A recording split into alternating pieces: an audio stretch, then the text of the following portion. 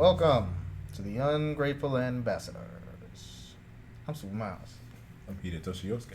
And today, we're here to talk about Harley Quinn, Season 2. Season 2 of Harley Quinn. Mm. Now, I don't know if you're noticing the lackluster expression on my face. So DC, what happened? I don't know. The first season, maybe it's because it was the first season, it just had so much energy, so much life, so much, I don't know. It's just a lot that I like. The comedy was good. Everything was, it was cool. It was interesting. I liked watching it. Season 2, though, It was alright. yeah. It wasn't, I think the surprise factor, like you said, was gone. Yeah. It wasn't too much mystery. It was kind of a straight line story. Yeah. We knew where it was going, where it was about to end up. So, I mean, it became predictable. It was still somewhat entertaining. Like, I didn't have a problem with it, It just but it wasn't. wasn't as fun No. as the first season. It just Mhm. it wasn't like, cause I guess because of the fact that, like, okay, season 1 you get the characters established. You know who Harley Quinn is, how she is, Poison Ivy, King Shark, all of them. And season 2, it's like, you know how when they always say in like an anime, like, oh, you know, they got good character development. Yeah, there's no development here. Everybody's basically the same characters. Nothing really changed about them other than the circumstances that they're in. Mhm. But other than that, they're still the same. And hell, stuff that you might have wanted to see, like, for example, the episode when King Shark and Dr. Psycho are trying to get the fucking water purifier.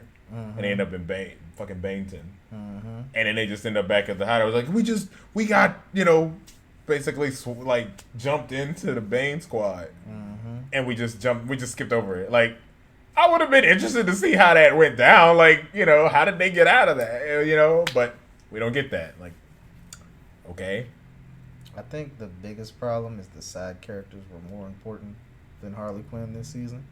Yeah, that's true. Because Yeah. Kite Man got more time to shine. That man got a lot more time to shine. King Shark dealing with his shit and his past and all that, and them being the best side characters they can be. Like, they accepted their role, and the only one who didn't was Dr. Psycho, Yeah. which was once again a great part of the story. Is like, yeah, like, we're all fine with being Harley's like crew. Right. Like, we're okay with her being the main one, and he's like, no, I'm not. Like, Right. I'm still a supervillain in my eyes. Like, And I mean, if anything, it's not exactly like it was unpredictable because we already established in this first season that he's misogynistic. Right. So, you know, you're like, yeah, of course, when he finally, like, betrays her and shit, and he's like, you know, like, she's even saying, you were just mad because I was a woman and you didn't want to work on him. He's like, no, it was this. And yeah, because you're a woman. Right. Like, so all in all, that's really what it came down to. But once again, it's not a shock factor to it. Like, you already knew that's how he was. That's just how his character is. Nothing really changed about that. You know what I'm saying? So, and I mean, even Sai, who was their landlord, now because he's part of the crew, now he's just there more than he ever had been before. And it's like, I mean, I would have been fine with him just being the kooky landlord. I don't, you know, I'm fine with it. Him coming in every now and then, fucking with them some kind of way, sure. You know, I mean, sure, it'd be rather sitcomish. We've seen that before. Somebody having some type of landlord that's annoying or some shit. But, like, I'm fine with that. Instead, you try to give Sai a bigger role. you had a problem with that? I didn't have a problem with that. I kind of did. Because I didn't really much care for Sai that much. I mean, like, sure, he's an old dude. He's a vet. Yeah, I guess.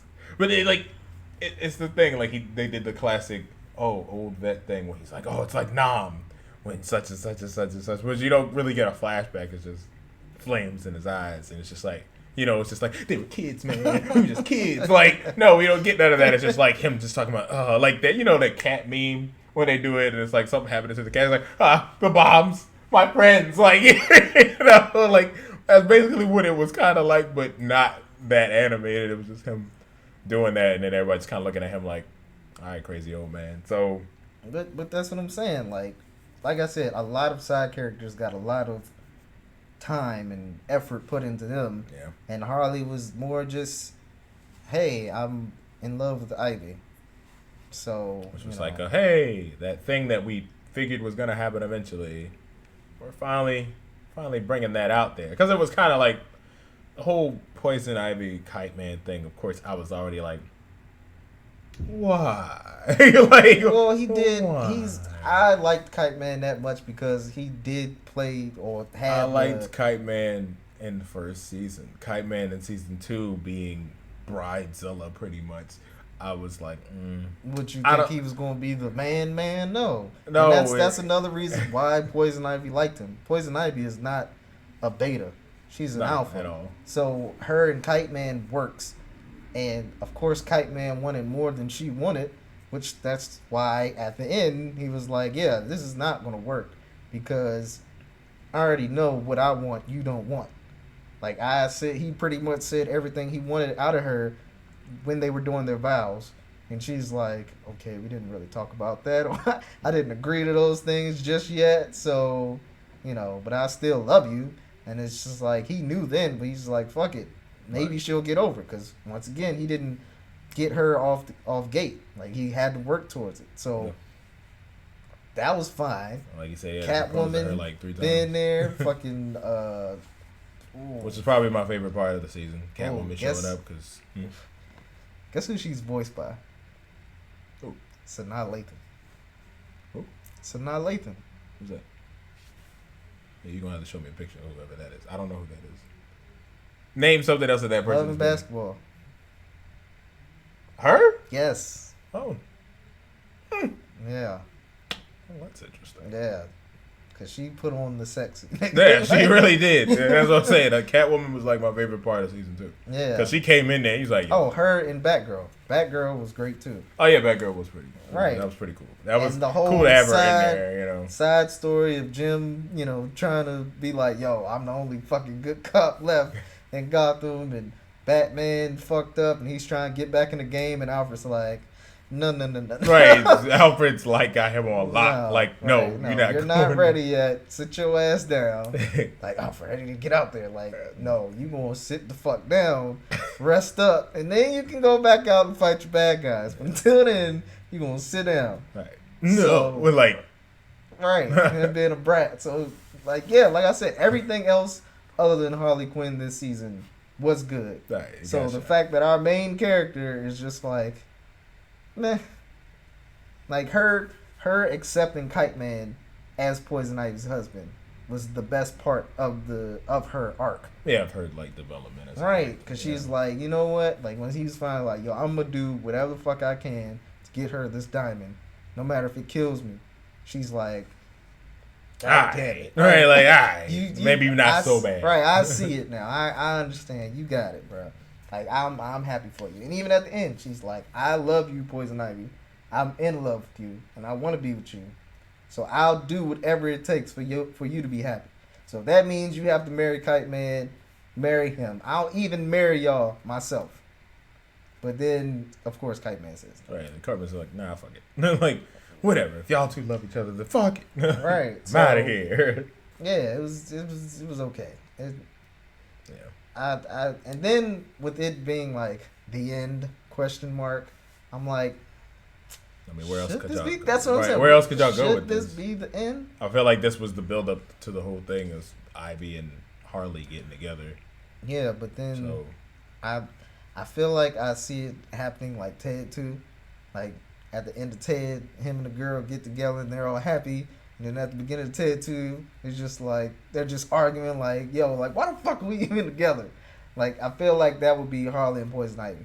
Because, like, they have lust right now. Yeah, because even in the comic books, that was kind of their thing anyway. Like, they were together and then they'd be off and then together and then off. It was an on and off thing with them anyway. So that was like, obviously that would be a thing. Because Harley is working on being better. But, I mean, let's just be honest, as relationships go, you only really work as hard as you need to get in the relationship. And then afterwards, maintaining whatever level of love that you had or effort that you put into getting the relationship isn't really there because now you're like, well, I got you now.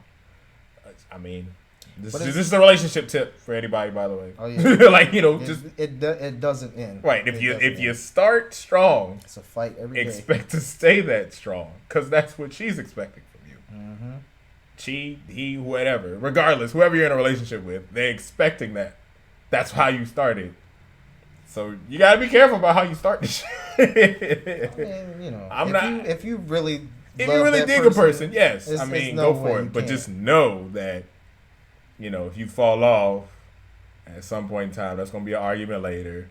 They're gonna be like, why don't you do right? Well, you don't do how you used to. Why don't you do that? Blah blah blah. You're like, oh my god, all these rules, and it's like, I mean, you set these rules for yourself. This is how you started the relationship. Set the standard. So you like, fuck.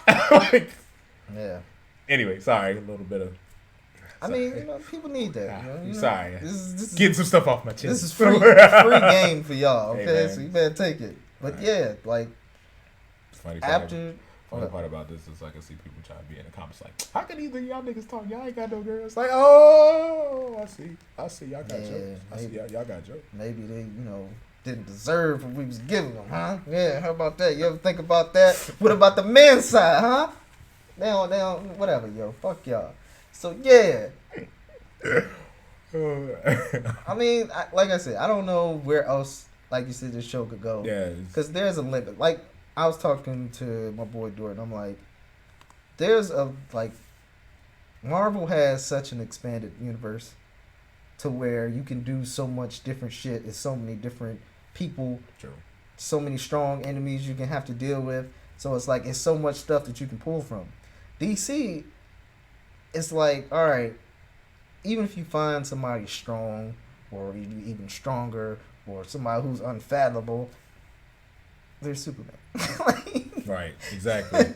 And which is like there's only two villains really in the entire DC repertoire that can beat the shit out of Superman.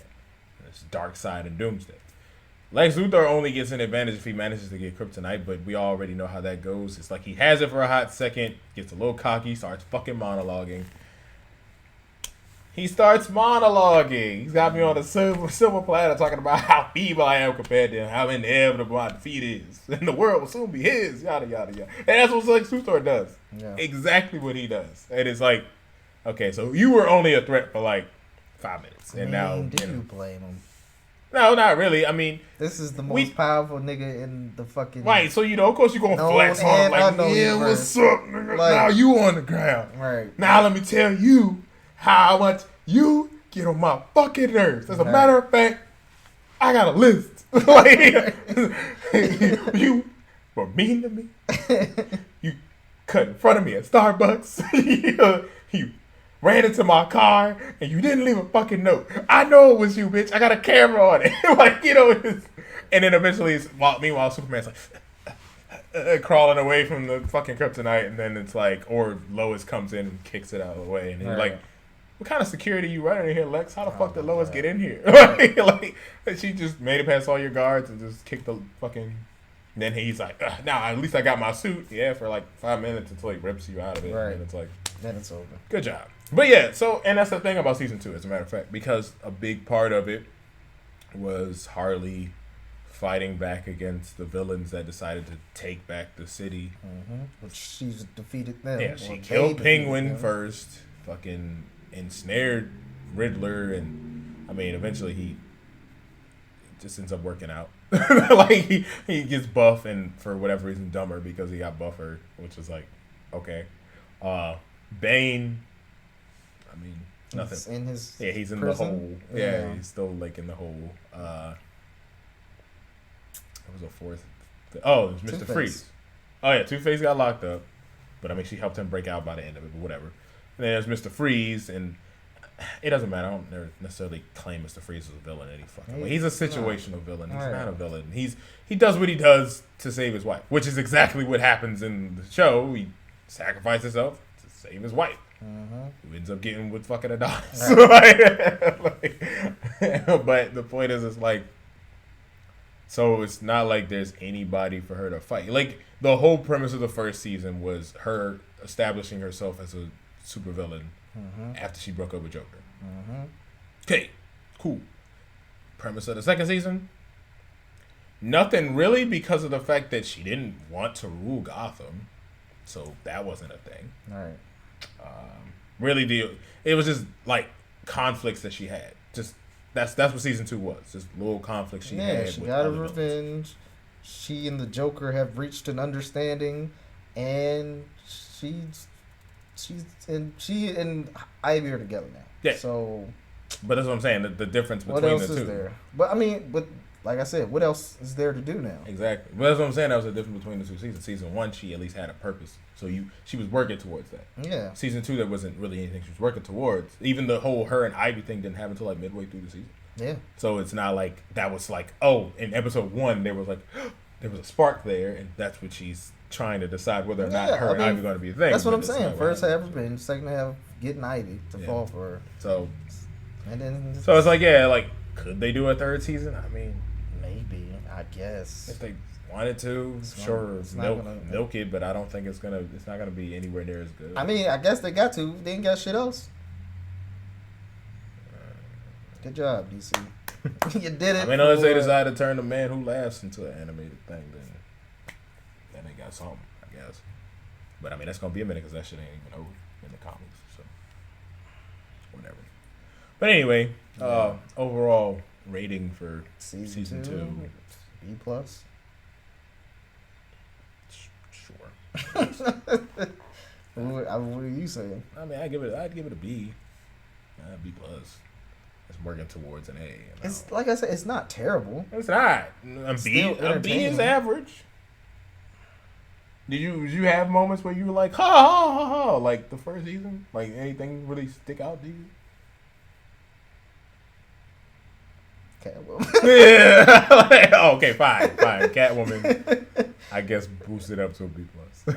I'm saying, like I said, side characters were there, so they all did fine. All right, Catwoman, fine. I will give it a B plus because Catwoman, and then I'm not gonna lie, when Dr. Psycho showed, what happened between Harley and Ivy, I was kind of like, this is hot. Like, wake up, damn it. Fucked up. Wake up. And all this types of shit. So, you're like, But you know what? Why else I'll give it a B plus? Kite Man switching his phrase at the end because he was always hell, yeah. Right. But then when he's like hell no. Like fuck you.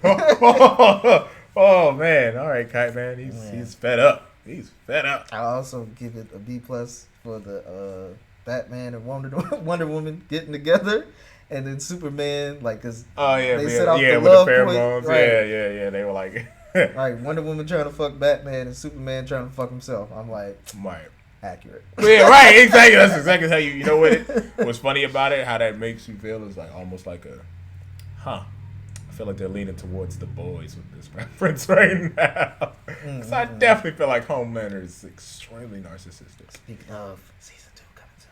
Yeah. So, you want an actual relatable hero story, refer to our previous video about The Boys season 1. Trust me, you're gonna want to watch it. You're definitely gonna want to see season 2 of The Boys. But season 3 of Harley Quinn? Could it happen? Possibly. Should it happen? No, I don't think so. I don't think it should. So, but gotta give the people what they want. Good is it though? Is that what we want? I don't know. Anyway, this has been Hidetoshi Yosuke. Super Mouse. Peace.